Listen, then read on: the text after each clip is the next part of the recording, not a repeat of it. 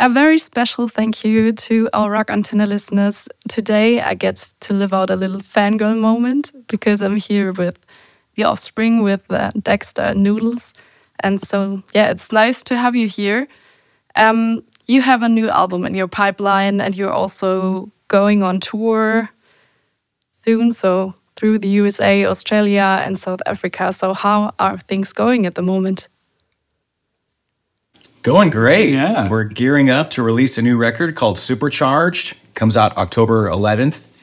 And once it's out, we're going to tour everywhere. We're going to come everywhere, including Germany, of course, and we can't wait to get out on the road and share our new music with everybody. Really nice.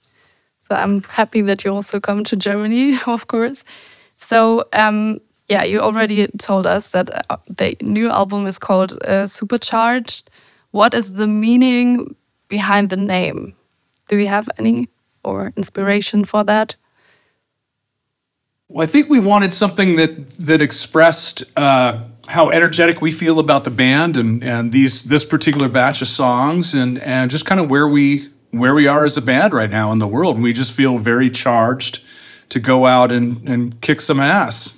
You know, supercharged, if you will. These songs are supercharged. It's all high energy on this record. That's how we wanted to do it this time. Yeah, I listened to it already and I really like it. So it's good to listen to. Yeah. Okay, is there any unusual story that happened during the making of the album? Any funny things going on? Oh, there's always stuff, but yeah. I don't know, unusual. You know, we were working with Josh Freese when we started this record, and then the Foo Fighters fucking stole him. And so that's a little new. But then we ended up working out something with Brandon Pertzborn. We hired him, and he's our new drummer now. And it's worked out great. So Josh is on about the first half of the record, and Brandon is on the second half. So roughly 5 songs each or 6 songs Something each. like that. Yeah. So Brandon's a great drummer, and he brings a lot of new energy to the songs, and it's really cool to have him on the record. I'm glad Dave Grohl stole our drummer. So, but yeah, you already said that you have a new drummer. Is it hard for you to have a change within the band, or how do you deal with that? It's always difficult whenever somebody exits the band. You know, it's like a brotherhood, and so it's almost like a divorce when somebody leaves. With Josh, we kind of knew he wasn't going to be around for forever. He's always kind of bouncing around from project to project.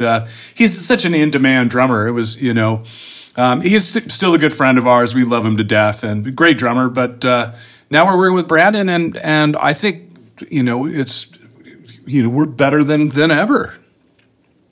Nice. So one of your songs is called "Come to Brazil," and in our editorial office we ask ourselves if this is we have an assumption, and I want to verify it kind of. So why did you call the song like that? Well, all of the Brazilian fans always say on social media, "Come to Brazil, come to Brazil." And no matter what we say, even if it doesn't have anything to do with Brazil, they're saying, "Come to Brazil." So we thought we have to write a song called "Come to Brazil" because it's almost just like a joke now. It's funny. We will announce that we're coming to Brazil, then they'll say, "Come to Brazil." Yeah. We're on the plane. We're on the plane right now, flying to Brazil. And they'll write, come to Brazil. So you will also make it real that you really play live in Brazil. I know we're gonna have to learn that one. That one's a brutal song too. So it's gonna be fast and furious. We're gonna have to learn that. It really is a love song to our Brazilian fans who are crazy and passionate, and we love playing in Brazil. We love coming to Brazil. Nice. Okay, then we are right actually, because that's what we thought. That's the reason. So another question to one of your songs. So what did you want to set on fire with your song Light It Up? Yeah, the world, really. Especially the parts of it that are so frustrating and messed up right now. But really, it's kind of like a fight song. It's like, we're not going to take this anymore. We're fed up. We've got a rocket on our back. You try to stop us. You you can't. You know, we all deal with frustration, you know, especially growing up and stuff. And having songs like that, when I was a kid, always made me feel better. Punk rock songs that just talked about being angry, and I'm sick of it. And it made me feel better somehow, even though it sounds like an angry song, it actually calms you down kind of. So that's why I wanted to make a song that was like that. Nice. Okay, we also play a lot your new single, Make It Alright. So what was your inspiration for that song?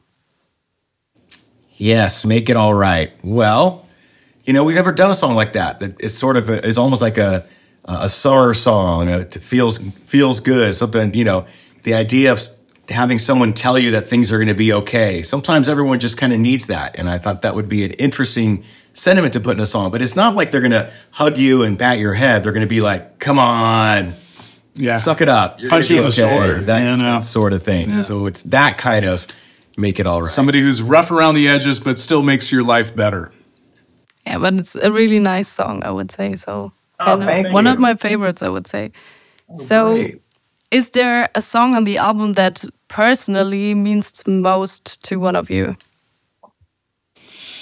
Gosh, every morning I wake up with a different song in my head from this record. But one I keep coming back to is Hanging by a Thread.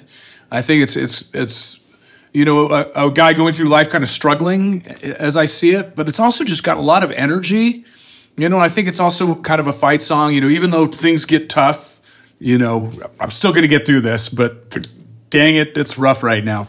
But I love the Middle Eastern guitar part in it, just the energy of the song. Yeah. I've been listening to Looking Out for Number One a lot lately. It kind of gets stuck in your head, and you know, it's almost like sarcastic because it's talking about how people are always looking out for themselves, especially more now than ever, and especially with the internet. And so I wanted to say that I'm singing it as if it's me, but I'm really creating, it's a reflection of what I see in society. Okay. So you are playing for 38 years as The Offspring with your real name. So have you developed any special rituals before you do your gigs, personally or as a band? We don't. We've never really had any kind of like, okay, group hug, you know, or, you know, a little prayer session, high fives. You know, we just kind of hang out and, you know, we do like fist bumps, I think, before we go on stage. Maybe give each other the middle finger occasionally. We maybe stretch a little bit more than we used to. Yeah, that's a good idea. A little bit more stretching, a little bit more warming up. Okay. I usually have 2 beers. I'm going to be honest. I have 2 beers before we play. Sometimes 3. That's his ritual. Yeah. That's fine, I would say. You have more fun, I don't know. So you are also playing shows with Green Day, I have seen. So are you looking forward to that as well? Yeah, for sure. Those guys are such a great band. They always kind of push us to be on top of our game too, you know. But I think, you know, we share a lot of similarities with that band, you know, like the pop punk, you know, really powerful songs, but also very melodic and sing along. Different, but similar. So, yeah, I think those shows are going to be amazing. I think the fans are in for a real treat, you know, at those shows. Yeah, I also would love to come there. But I also asked myself if there is also, I mean, you are like forming your bands in the same time, around the same time. Do you still learn something from each other, you would say? I think so, if you pay attention. You know, we first ran into those guys. Well, I met them in Berkeley when they were Green Day, and then we ran into them in Texas. But Billy Joe was playing guitar for a different band, and Mike was singing for a different band. It was Corrupted Morals and Crummy Musicians, and they were filling in for those bands. And we played a show with them somewhere in Texas. No one got paid, and so Billy Joe climbed up on the marquee and took everyone's letters off the marquee and handed out the band's letters to the prospective bands. So we go way back with those guys. You know, I think they're still on top of their game, you know, putting on the best shows they've ever done, still making great music. Right. So you guys also have a podcast, Time to Relax with the Offspring. Do you have a guest that you wish to talk to within that podcast? Oh gosh, that's a good one. I would love to have Jack Black on the podcast. He would be great. I think it'd be phenomenal. It'd be really great. Great actor, great musician. I'm a big Tenacious D fan. So maybe have both him and KG on. Dexter, do you have also? Oh, do I have one? Oh, I mean, yeah, you could go a million directions with this, right? Jack Nicholson would be one. John Fogerty would be one. I'd like to have, this is going to sound out of left field. You might not know who this is, but I'd like to have Marilyn McCoo on. Marilyn McCoo, all right. Or Age of Aquarius and Fifth Dimension. And, right. You know, she's had an amazing career, and she came up through, I think, some times that were probably difficult during all that stuff. And it'd be really cool to have her on. I would not have expected that. But that's a great fit choice, I think. There you go. Yeah. Really nice. What was your intention to start this podcast, actually? Really just to give us an excuse to talk about what we do, you know, with the band, and talk to other musicians, friends of ours who you know, do similar projects, similar types of music. That was really it. Okay. Fine. So I also have a more personal question. Which bands have you listened to in your youth? And are they kind of your role models right now? Like before we got into punk rock, who did we listen to? Yeah, when you're, I don't know, 16, 17, around that. Oh, I was into punk rock by then, so yeah, that's when we listened to. It was the Ramones and the Sex Pistols and the Dead Kennedys, and I mean, there's lots of them. Some lesser known bands from Orange County were TSOL and the Adolescents. We loved those bands. You know, they had the energy, but they also had songs. You know, a lot of creativity going on in those. The Clash, we should mention the Clash too. There are so many great bands back then, and they did influence us when we were starting. And trying to figure out how they were playing their songs and what they did on the guitar and stuff was really cool to try to figure out the puzzle. Yep. Okay, coming back to your album Supercharged, I already listened to it, so I know what the songs are kind of, or how they are, but what would you say to your fans? What can they look forward to? Yeah, gosh, there's something. Well, I think this record, and we've been told this by a lot of the journalists and a lot of the fans that have already heard it, and our friends, that this sounds like old Offspring. I've heard people say it sounds like Smash. I've heard people say it sounds like Americana. I think somebody even just said it sounds like Conspiracy of One recently. You know, so it's got all that Offspring stuff. I think what's different about this record is there's no song out of left field. There's no weird song with horns in it, or, you know, a synth-driven song. It's all pretty much straightforward Offspring songs. We wanted it to be high energy and punk rock, and we wanted it to sound like true Offspring on this record. Yeah, it's funny that you're saying that, because a colleague of mine was next to me when I played one of his songs, and she's like, yeah, that sounds like Offspring. So I think it's a good answer in that way.